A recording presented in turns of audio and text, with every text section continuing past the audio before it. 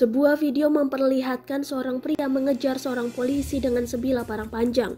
Pria tersebut mengejar seorang polisi karena diduga kesal anaknya kena tilang. Peristiwa tersebut terjadi di Jalan Palembang Betung, tepatnya di Simpang Tugu Poluan, Kelurahan Betung, Kecamatan Betung, Kabupaten Banyuasin, Sumatera Selatan pada Kamis 25 November 2021 pukul 7:30 waktu Indonesia Barat. Awalnya, anggota Satlantas Polres Banyuasin yakni Bribka Angga Novriyadi sedang bertugas mengatur lalu lintas di lokasi kejadian. Angga kemudian melihat seorang pengendara sepeda motor Yamaha Vega R berplat nomor BG 2937 tidak mengenakan helm. Angga langsung menghentikan dan memeriksa pengendara tersebut. Lantaran pengendara tak membawa surat-surat kendaraan dan tidak memiliki SIM, Bribka Angga mengenakan sanksi tilang dan menyita kendaraan.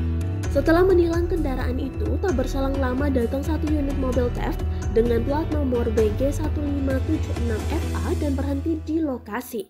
3 orang turun dari lokasi termasuk Nur untuk menemui petugas terkait penilangan terhadap pengendara yang ternyata anak Nur. Setelah diberikan penjelasan, rupanya Nur tak puas, dia kembali ke dalam mobil dan mengambil sebilah parang dan celurit untuk menyerang Bribka Angga.